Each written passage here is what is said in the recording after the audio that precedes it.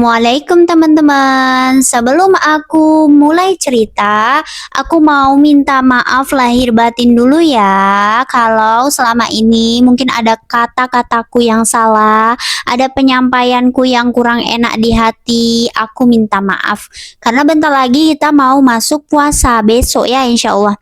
Aku pengen hatiku bersih, pikiranku bersih, dan sebenarnya minta maaf itu bukan pas hari Lebaran, tapi sebelum masuk puasa Ramadan juga. Jadi, kalau bisa sebelum puasa beresi dulu hati kita, oke? Nah, sekarang aku mau lanjut cerita nih. Nih ceritanya kejadiannya itu hari ini, hari Rabu, tapi ceritanya mulai dari tadi malam. Tadi malam itu aku frustasi banget, bingung, stres, gelisah nggak jelas. Kenapa? Karena aku habis bakar wajan. Iya, ini gara-gara seminggu lalu aku goreng telur. Terus lupa nih matiin kompor gasnya. Minyaknya habis di atas wajan. Dan wajannya peok, sutilnya juga kebakar, kompor gasnya juga rusak. Masih bisa nyala sih, tapi udah nggak normal gitu. Dan masalahnya aku belum bisa ganti. Kenapa? Karena uangnya belum ada, rezekinya belum dikasih. Nah, tadi maghrib sampai malam itu hatiku kan rasanya nggak tenang banget. Bentar lagi kan puasa, kompor gasnya nggak layak, wajan cuman satu itu pun rusak. Aku mikir, ya Allah ini gimana nanti sahurnya, gimana nanti goreng-gorengnya. Biasanya kalau aku sedih, aku tuh selalu nangis di satu tembok di kamar ini, sebelah sana. Iya, aku punya tembok nangis. Jadi sampai catnya itu agak pudar karena aku tuh sering sendiri kepala dan kadang tuh nangis di sana gitu loh. Nah, ya kan, terus tuh aku tuh di tembok itu tadi malam tuh cuman duduk tenang di situ dan aku tuh istighfar. Biasanya aku istighfar itu 100 sampai 300. Tapi tadi malam itu entah kenapa tiba-tiba aku istighfar tuh sampai 1000 kali.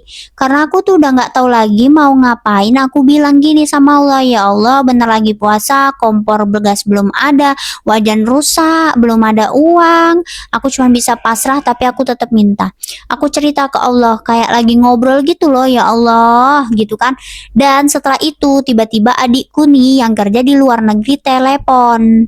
Jadi kami ngobrol nih kayak biasa gitu kan. Terus aku ceritalah soal kompor yang rusak tadi.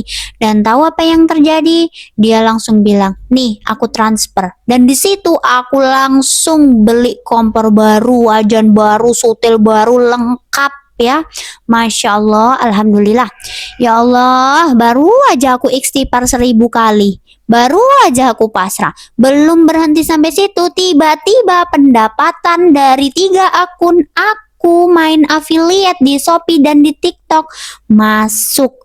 Aduh, aku punya beberapa akun dan hari ini masuk pemasukan dari 3 akun sekaligus. Masya Allah. Aku sampai cuman bisa bilang, ya Allah, ini caramu ya. Semalam aku gelisah, merasa sendirian, ngerasa nggak ada jalan, tapi ternyata Allah cuma nunggu aku benar-benar pasrah. Bukan pasrah yang malas ya, pasrah yang tetap ikhtiar, istighfar, sholawat, cerita ke Allah, dan setelah hati itu bersih dari panik, rezeki ngalir. Dan aku baru sadar istighfar itu bukan cuma minta ampun aja, tapi bersihin hati dari takut yang berlebihan, dari panik, dari merasa semuanya harus aku yang ngatur, padahal Allah udah atur semuanya. Dan keajaiban itu nyata, bukan karena aku hebat, bukan karena aku rajin, tapi karena aku mau merendah dan bilang, ya Allah, aku gak sanggup tanpa Engkau. Jadi kalau kamu lagi di posisi nggak punya uang, lagi bingung, lagi ngerasa sendirian, coba bersihin hati dulu. Istighfar yang banyak, bukan cuma di lisan, tapi beneran pasrah. Karena kadang rezeki itu bukan nggak ada, tapi hati kita itu terlalu penuh sama panik.